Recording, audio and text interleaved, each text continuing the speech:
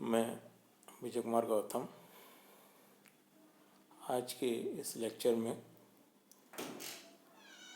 वर्गीकी सहायता साधन अर्थात उन विभिन्न साधनों की बात करूँगा जिनका उपयोग जीवों के नामकरण तथा वर्गीकरण करने में किया जाता है।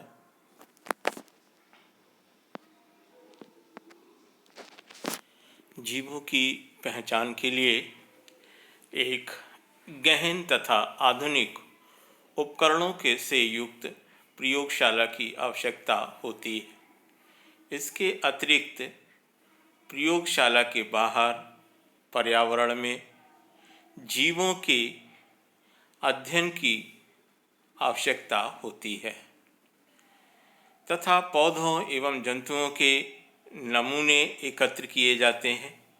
यह वर्गीकी अध्ययन के मुख्य स्रोत होते हैं। एकत्र किए गए नमूनों से जो भी सूचनाएं प्राप्त होती हैं उन्हें नमूने सहित संचय कर लिया जाता है तथा नमूनों को भविष्य में अध्ययन के लिए परिरक्षित किया जाता है। जीवों का पहचान एवं वर्गीकरण करते समय सबसे पहले प्रयोगशाला की आवश्यकता होती है और प्रयोगशाला के अतिरिक्त चूँकि जो नमूने हैं पौधों और जंतुओं के वो हमारे बाहर के वातावरण में मिलते हैं, तो उन बाहर के वातावरण से प्राकृतिक वातावरण से नमूने एकत्र किए जाते हैं और एकत्र किए गए नमूनों को ले जाकर प्रयोगशाला में उनका अध्ययन करते हैं। उनके विभिन्न भागों की संरचनाओं का अध्ययन करने के पश्चात उनका नामकरण एवं वर्गीकरण किया जाता है तथा उनमें पाए जाने वाले लक्षणों के आधार पर उन्हें अलग अलग समूहों में वर्गीकृत करते हैं। इसके पश्चात प्रयोगशाला में उन्हें तय किए गए एक निश्चित स्थान पर परिरक्षित कर लिया जाता है अर्थात सुरक्षित रखा जाता है। ये नमूने नवीन छात्रों को नई प्रजातियों के जंतुओं तथा पौधों को पहचानने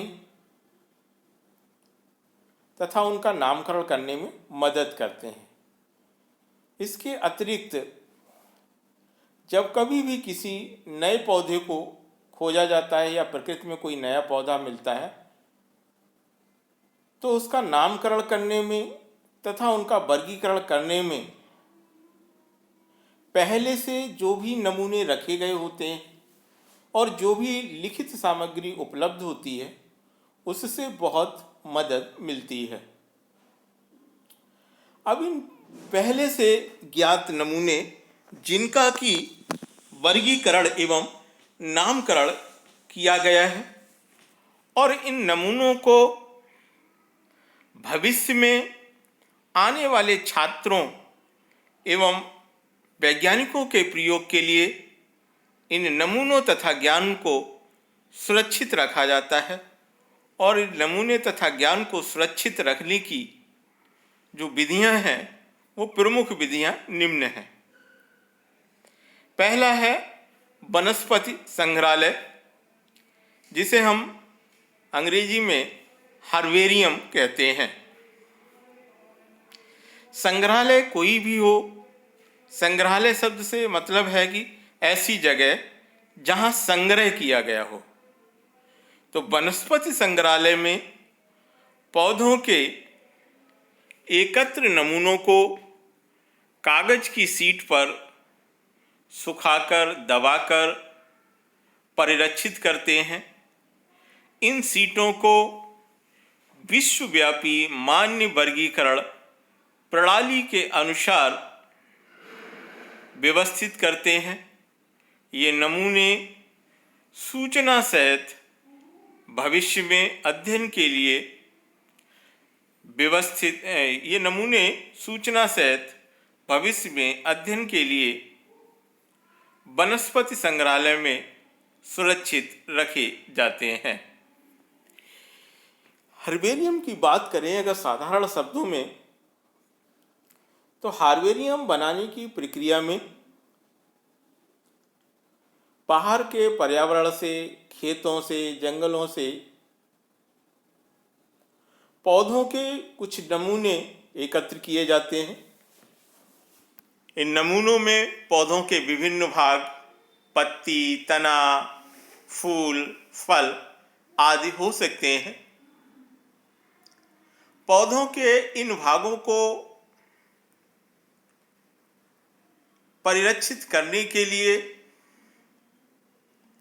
सबसे पहले इन भागों को प्रकृति से या खेतों से प्राप्त करके इनकी सफाई की जाती है और सफाई करने के पश्चात इन भागों को अखबार आदि में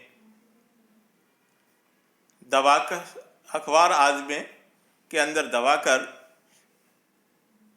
इन्हें सुखाया जाता है तथा प्रेस किया जाता है। इस प्रक्रिया में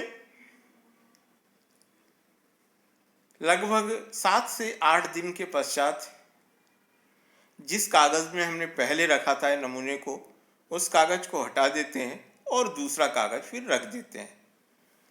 ऐसा करने पर कुछ दिनों के पश्चात पौधों के ये नमूने सूख जाते हैं तथा समतल हो जाते हैं। इसके पश्चात इन नमूनों को एक हर्बेरियम शीट पर सेलो टेप की सहायता से चिपका दिया जाता है। हर्बेरियम शीट जैसा आर्ट या ड्राइंग करने की शीट होती है, उसी की तरह की कागज़ की एक शीट होती है जिस पर इन नमूनों को सेलो टेप की सहायता से चिपका दिया जाता है।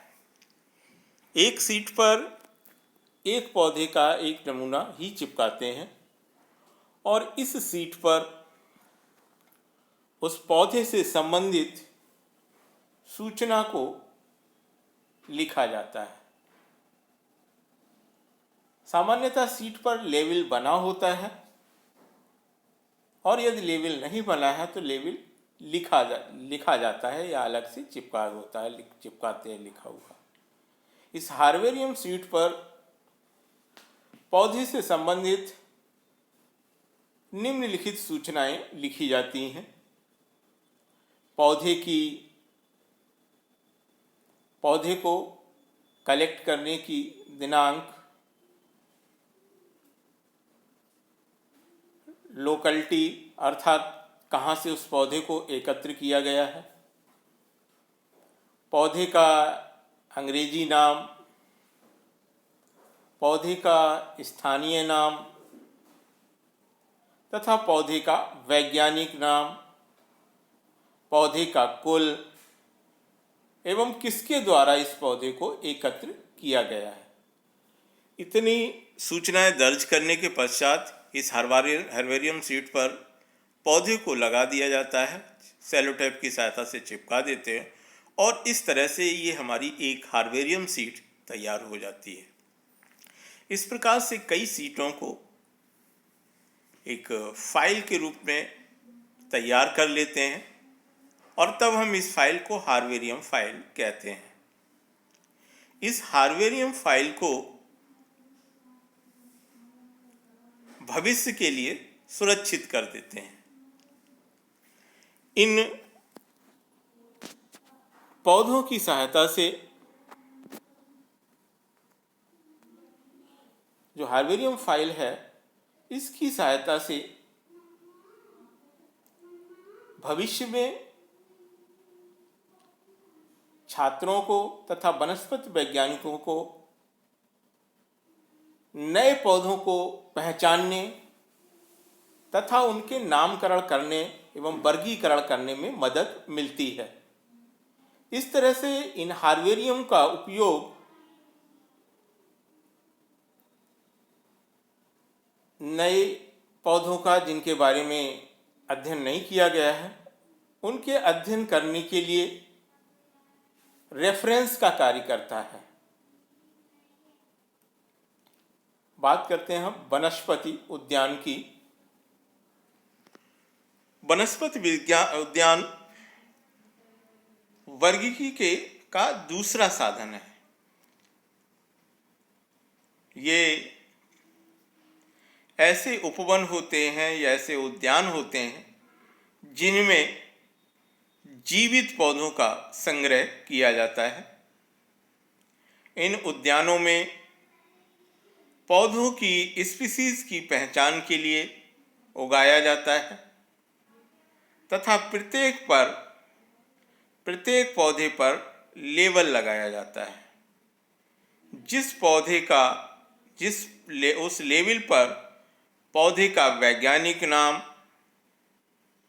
तथा कुल का नाम लिखा जाता है। इन उद्यानों में उन पौधों का भी संवर्धन या कल्चर किया जाता है।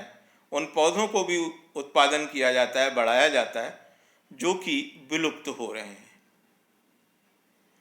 तो ऐसे पौधे जिनका नामकरण वर्गीकरण पूर्व में किया जा चुका है और इन पौधों को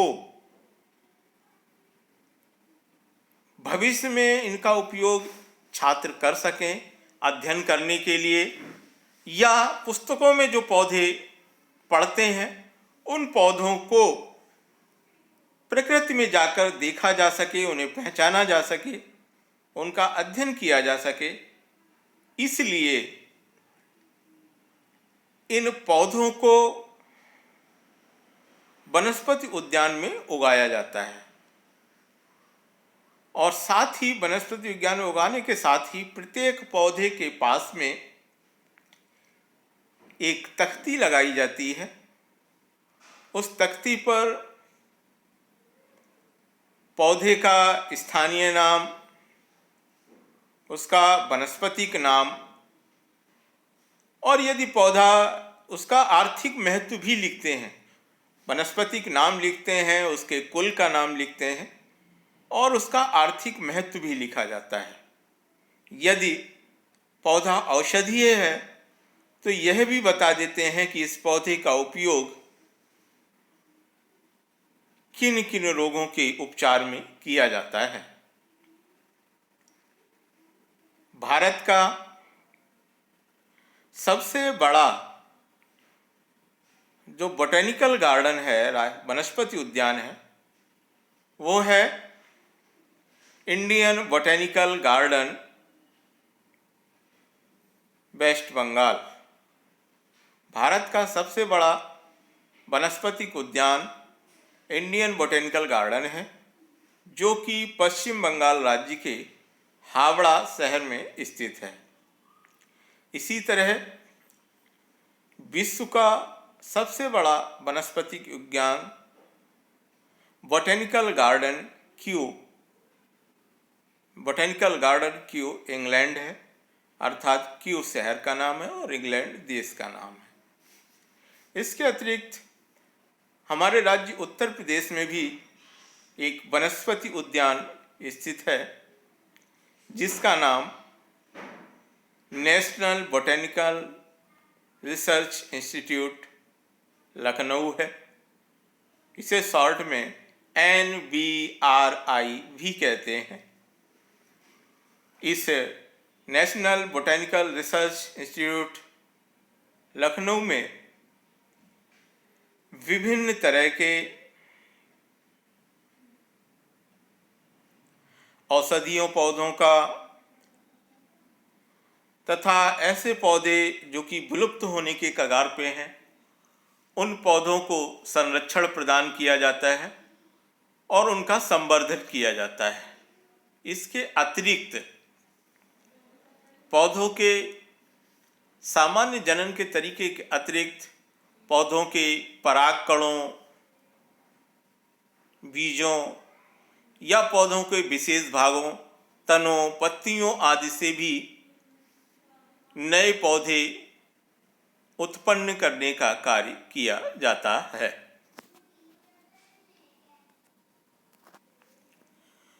अब बात करते हैं वर्गीकी के तीसरे साधन की, जिसे कि संग्रहालय कहते हैं। संग्रहालय का अर्थ होता है एक ऐसा घर, एक ऐसी जगह जहाँ पर किसी चीज़ का संग्रह किया गया हो, किसी चीज़ को इकट्ठा करके रखा गया हो। संग्रहालय प्रायः विद्यालयों तथा कॉलेजों में स्थापित किए जाते हैं। संग्रहालयों में अध्ययन के लिए परिरक्षित पौधों तथा जंतुओं के नमूने रखे जाते हैं। ये नमूने परिरक्षित घोल में डालकर रखे जाते हैं। पौधे तथा प्राणियों के सूखे नमूनों को सुखाकर परिरक्षित करते हैं। कीटों को डिब्बों में पिन लगाकर रखते हैं। स्तनधारी तथा जलीय जीवों को परिरक्षण घोल में सुरक्षित रखते हैं। संग्रहालयों में प्राणियों के कंकालों के अध्ययन के लिए भी सुरक्षित रखे जाते हैं। आपने देखा होगा इंटर कॉलेजों, डिग्री कॉलेजों तथा वैज्ञानिक संस्थाओं में संग्रहालय बनाए जाते हैं। इन संग्रहालयों में जीवों के नमूनों को छात्रों के अध्ययन करने के लिए सुरक्षित रखा जाता है। इन नमूनों को कांच के जार में रखकर उसमें परिरक्षक घोल भर देते हैं और यह परिरक्षक घोल फार्मेलिन होता है, जो कि फॉर्मेल्डिहाइड का 20% विलयन होता है। जार में फार्मेलिन रख कर के जार के मुंह को बंद कर देते हैं। इस परिरक्षक घोल की सहायता से या मदद से हमने जिस भी जीव को जार में रखा है वो जीव सड़ता नहीं है, उससे दुर्गंध नहीं आती है, उसकी त्वचा आदि भी नहीं छूटती है।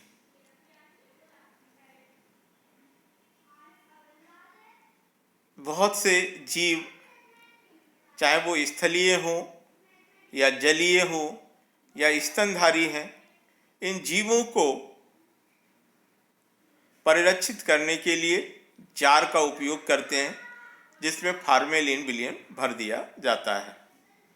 इसके अतिरिक्त यदि जीव छोटे हैं और उनका शरीर आसानी से सूख जाता है, तो ऐसे जीवों को उनके सूखी हुई दशा में ही कागज की सीट पर या प्लास्टिक की सीट पर पिन की सहायता से उन जीवों को फिक्स कर देते हैं, स्थिर कर देते हैं और इसके बाद डिब्बे में बंद करके रख देते हैं। इसके अतिरिक्त इन विद्यालयों में अध्ययन करने के लिए विभिन्न जीवों के कंकाल को भी रखा जाता है, जैसे मनुष्य का कंकाल, मेढक का कंकाल, मुर्गे का कंकाल, इन विभिन्न जंतुओं के, मछली का कंकाल, इनके कंकाल को भी सुरक्षित रूप में रखा जाता है। इन कंकाल को देखकर छात्र आसानी से अस्थियों एवं संधियों को समझ पाते हैं, अस्थियों की संख्या को समझ पाते हैं और किस प्रकार की संधियां हैं इनको भी आसानी से देख सकते हैं। तो इस प्रकार संग्रहालय का उपयोग छात्रों के लिए पौधों को पहचानने, नामकरण करने, उनके वर्गीकरण की प्रक्रिया सीखने आदि के लिए किया जाता है। अब बात करते हैं प्राणी उपवन की। प्राणी उपवन को सामान्य भाषा में हम चिड़ियाघर या जूलॉजिकल पार्क या सामान्य पार्क भी कह देते हैं। इन पार्क में जीवों को उनके प्राकृतिक वातावरण से लाकर रखा जाता है। उन जीवों को रखा जाता है जो कि विलुप्त होने की कगार पे हैं। तो ऐसे जीवों को सुरक्षित वातावरण में रखकर, सुरक्षित जगह रखकर और उनके वातावरण जैसी परिस्थितियां उपलब्ध कराते हैं। अर्थात जीव जब वो जंगल में रह रहा था तो किस तरह की परिस्थितियों में रह रहा था, किस तरह के घर में रह रहा था, वैसी ही परिस्थितियां उसको प्राणी उद्यान में या कहें कि पार्क में उपलब्ध कराई जाती हैं। इससे दो फायदे होते हैं। एक तो उन जीवों को संरक्षण मिलता है, दूसरा छात्रों को और लोगों को जीवों के बारे में ज्ञान प्राप्त होता है, उन्हें पहचानने का, देखने का अवसर मिलता है। तीसरा, वैज्ञानिकों के या कहें कि जो विशेषज्ञ होते हैं, जंतु विशेषज्ञ, उनके संरक्षण में जीवों को जनन के अवसर उपलब्ध कराए जाते हैं, जिससे उनकी वंश वृद्धि भी होती है। वर्गीकरण का या करने का या वर्गीकी का जो अगला साधन होता है, उस साधन को कुंजी कहते हैं। कुंजी को हम सामान्य भाषा में यह कह सकते हैं कि यह पुस्तकीय अध्ययन सामग्री होती है। पहले से लिखित रूप में अध्ययन सामग्री है जिसकी सहायता से हम किसी जीव को उसकी दूसरे जीव से समानताओं अथवा असमानताओं पर आधारित होकर पौधों तथा प्राणियों की पहचान की जाती है। कुंजी में दो विपरीत विकल्पों को चुनने का अवसर होता है। इन दो विपरीत विकल्प को चुनकर चलते हैं। पहचान के लिए प्रत्येक वर्ग की संवर्ग में कुल, वंश, जाति के लिए अलग अलग वर्ग की कुंजी की आवश्यकता होती है। इसके अतिरिक्त कुछ अन्य लिखित सामग्री भी जीवों के वर्गीकरण तथा नामकरण में महत्वपूर्ण होती है, योगदान होती है। इनमें मैनुअल होते हैं। यह मैनुअल लिखी हुई पुस्तकें हैं जो कि वैज्ञानिक लिखते हैं, वर्गीकरण वैज्ञानिक। मोनोग्राफ होते हैं, अर्थात किसी एक ही पौधे के बारे में विशेष चित्र, ज्ञान, वर्गीकरण, ये सब कुछ होता है। कैटलॉग होते हैं। इसके अलावा फ्लोरा बुक्स होती हैं। किसी क्षेत्र विशेष में कौन कौन सी वनस्पतियां पाई जाती हैं, इन सब वनस्पतियों के बारे में इनके नाम, इनका फोटोग्राफ, ये कहाँ पाई जाती हैं, इनके लक्षण इन फ्लोरा बुक्स में लिखे जाते हैं। तो इन लिखित सामग्रियों की मदद से नए पौधों का नामकरण, वर्गीकरण आदि करने में मदद मिलती है। इसी के साथ ये पहला अध्याय समाप्त हुआ। इस चैप्टर तक के इसे मैंने 3 पार्ट में दिया है और इसके नोट्स बना लें। इसके बाद अगला लेक्चर में अध्याय 2 का डालूंगा। Thank you.